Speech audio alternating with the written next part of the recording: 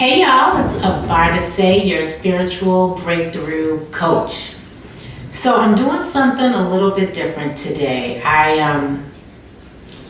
This past week has been absolutely amazing. I was on vacation for the past 2 weeks, and I've done a series that will be coming out in increments about God's promises. And oh my goodness, y'all, oh my goodness, God's promises are so real. And it's bringing me to a place of absolute gratitude in God, absolute gratitude for God. So I'm gonna do something that I never really do. I was, during this past week, extremely vulnerable, and God has moved my heart to be even more vulnerable. I come from immigrant parents. My mom and dad are both from Haiti. My dad is half Haitian, half Chinese, and I'm the first of their children born in this country. So I was always like, the prize child. No offense to my siblings, but I'm definitely the favorite. You'll hear a little bit about my story if you go back and read. We ain't reading. I love to read, so you learn a little bit about me, but you'll learn a little bit more about my story if you go back and listen to the promises of God for this past week. So my parents came to this country. My dad literally will tell the story. Y'all, I feel old telling it, but this is the truth. He will literally tell the story about how he came into this country with $40 in his pocket, and he has built an empire through his family, an empire through his children, and now, grandchildren and great-grandchildren and great-great-grandchildren. My mother passed away in 2006, so, I don't have my mom right now. But anyway, that's not what I'm coming to talk to you about. I want to talk to you all about the real deal of my success, the real deal of my my work.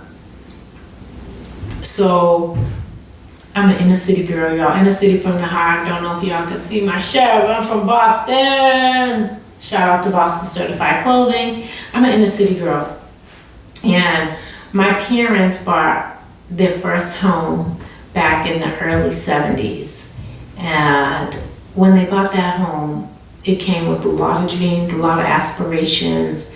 My brother was born in that house, and we were really on the up and up. At the time, the neighborhood was very mixed. It had, my Polish neighbor across the street, my Italian neighbors, as well as my Jewish neighbors. So we were diverse. And as I started to grow up, the diversity started to become undiverse. And we became like a real inner city. Majority African American, Black people, immigrants lived in my neighborhood. Majority two-parent family homes, homeowners, people trying to just get things done. But even in light of that, there was a lot of torment. There was a lot of pain. Gangs started to form. It wasn't crack. It was cocaine. Cocaine hit the streets. People started going crazy, and then crack came. And things just started to get different. They were fighting for territory. Rival gang areas started to be established. I remember early on, when I was growing up, you can tell when you were in a different area by the sneakers that were hanging on the electric wires. It kind of signified where your turf started and where someone else's ended, and vice versa. So I was in a neighborhood with a lot of men, a lot of boys. I don't know what that was about. And there was a few of us girls there, but we were very well taken care of. They loved us, and they protected our neighborhood. They protected us. And we were good. We had strong friendships. My parents sent us to parochial school, so we were always leaving the city to go to school. I was like on a bus, a train, and another bus to get to school. And I was responsible for taking my brother along with me. And so, we lived a good life. I can remember days where, if someone got a new bike, this is a day. I can remember a time that someone bought a new bike and my brother asked that person if they could ride their bike, and my father was livid. He was like, don't you ever ask anyone, can you ride their stuff? And we went over to, it was Child World, y'all. I was about to say Toys R Us. We went over to Child World. Oh Lord, I'm dating myself. And my brother got a new bike. And so my parents were of the mindset that they were gonna give us everything. We were gonna get everything. They hustled, they worked hard. They both worked 2 jobs. My dad was a welder by trade, and he's also a TV repairman. TMP. I wonder whatever happened to my father's partner, Paul, who used to do the TVs with him.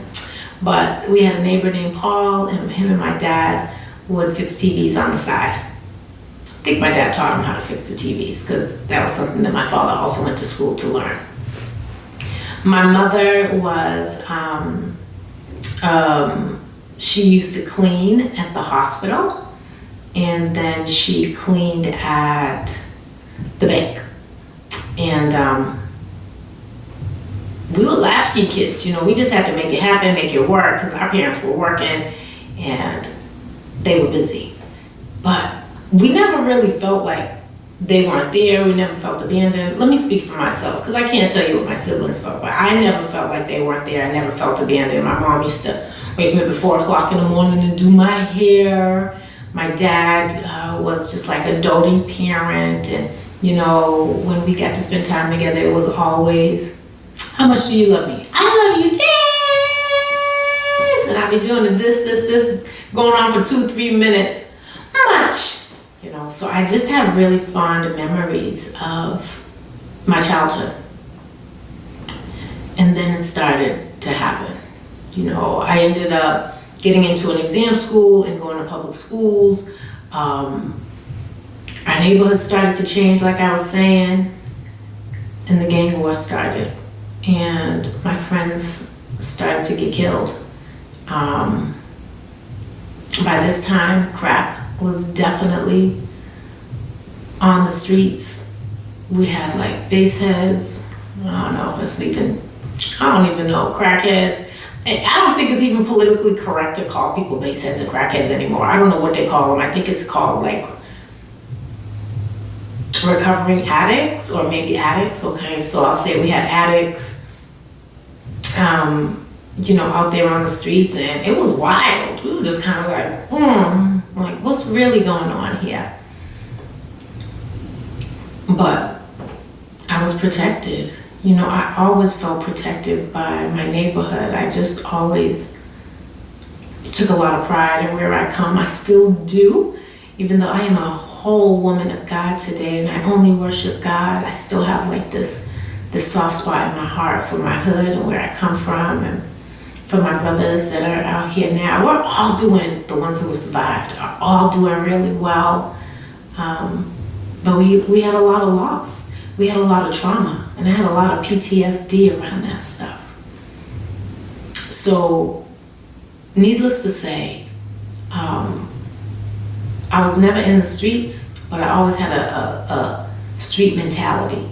My head stayed on a swivel. I to this day, I know what's going on around me. I know who's around me. I know what's coming. I have this gift of discernment that God has given me, and I know that that gift was given to me as a young child. I'm going to tell y'all some stories about just some of the things that happened in my life, but today I want to talk about my work. So I was a hustler. I ended up going to college, getting pregnant while I was in college, and having my daughter. And I was a single mom. You know, my boyfriend at the time was, you know, I'm not gonna tell his story, but I was a single mom. And if you're not married, you're a single mom. My boyfriend at the time is now my husband. And we were just trying to do the best that we could to be parents and raise this child. And I felt like I was really left to my own devices to raise this kid. And so I was hustling. You know, I was getting all kinds of jobs. I was working at a call center, and I was on the phone. I was selling MCI. Yo, shout out to the MCI crew. I still rock with y'all. Gwendolyn, Eric, I listen, shout out to the MCI crew. So, you know, I was hustling to make those sales, get them sales. Yo, I'll never forget when I called my uncle in New York. Called my uncle, he ended up getting the MCI for me and then canceled it when they called to verify. I was like, no, you know, be your own family. But I don't think he understood what I was selling because I was always a fast talker.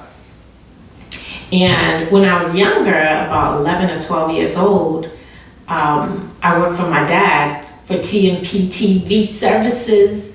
And when I would pick up the phone, you know, I was a little girl, y'all. I was young, but I was savvy and smart. Like I said, God had always given me that gift of discernment.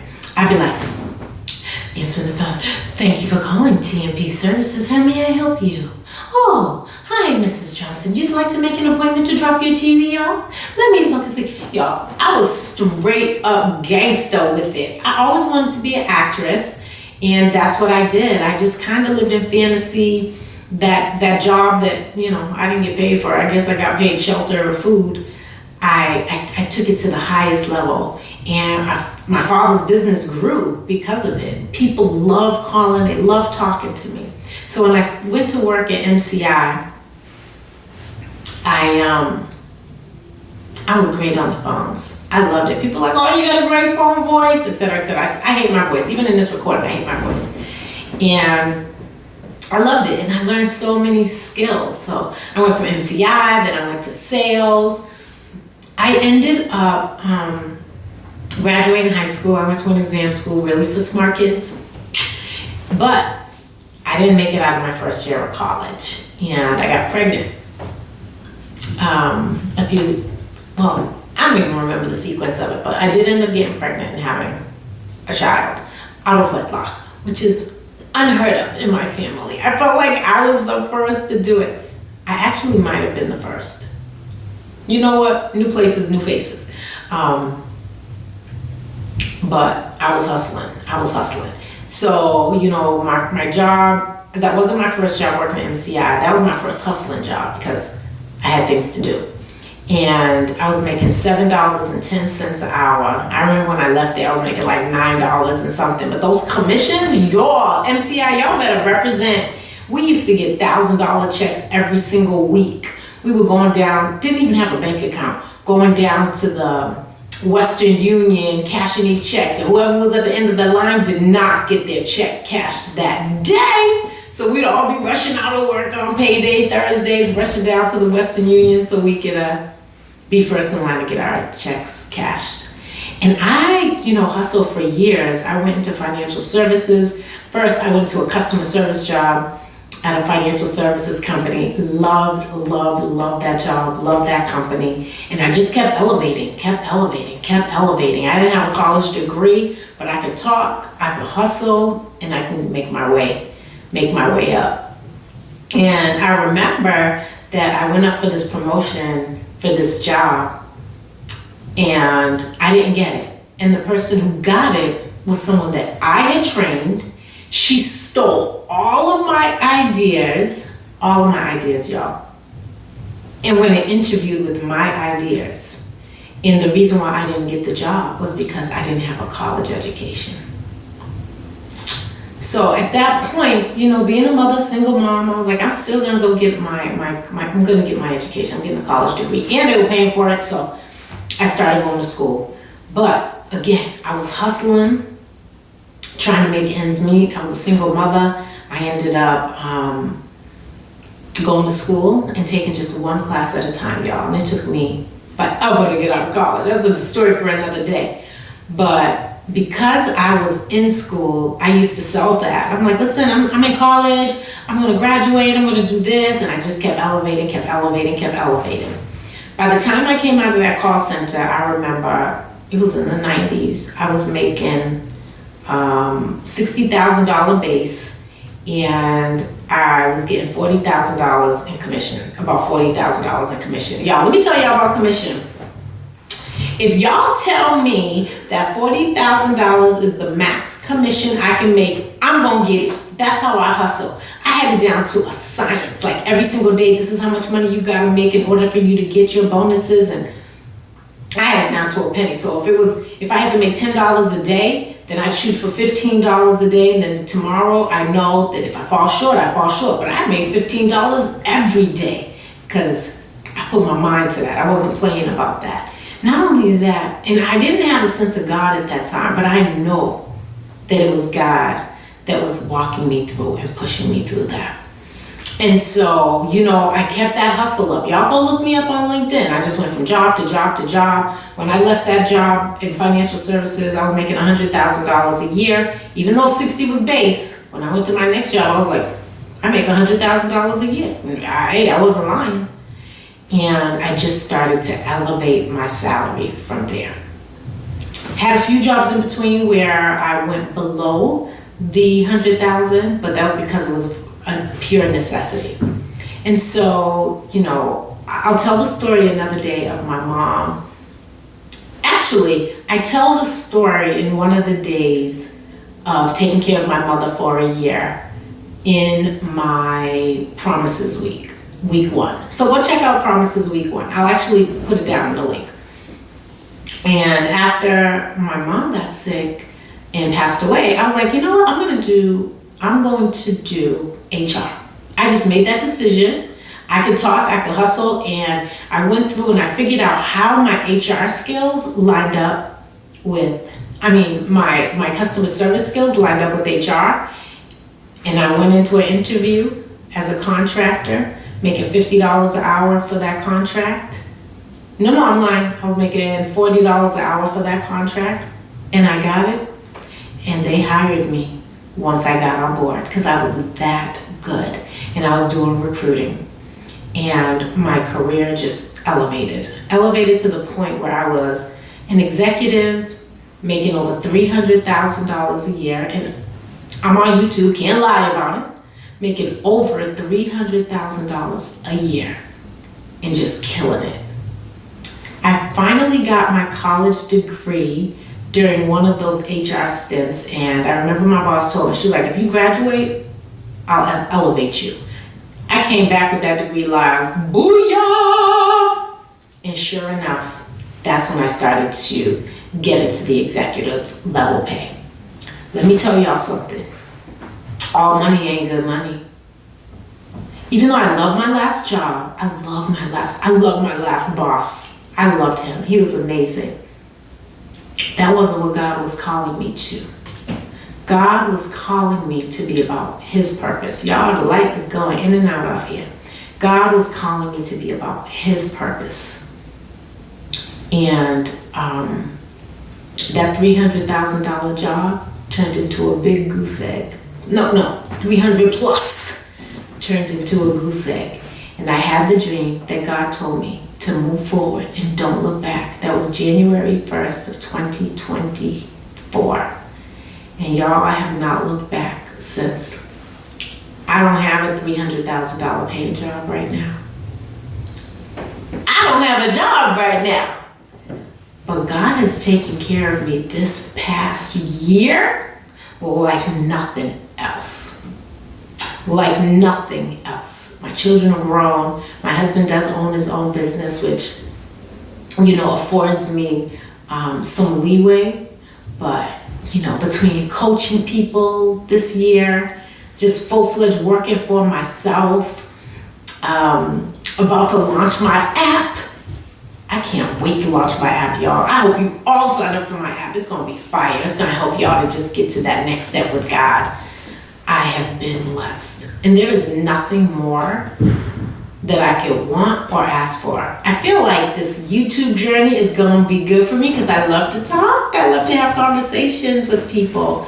And so with that, like and subscribe, like and subscribe, like and subscribe, and share. With that, I want to share my hope on YouTube of how to help people to elevate in God.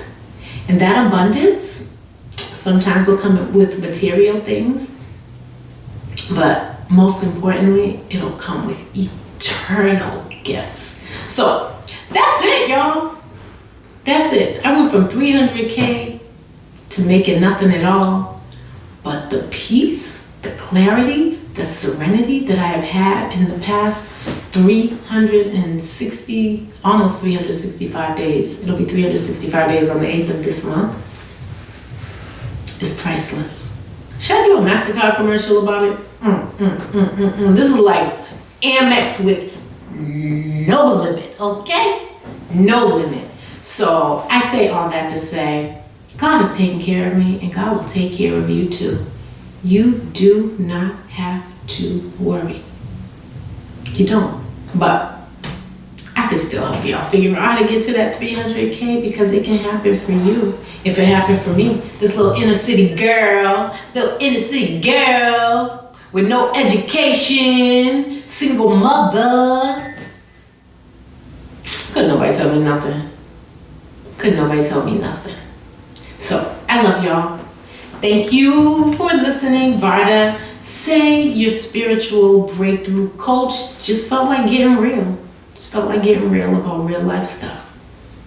I pray that you're blessed, and I will talk to y'all soon.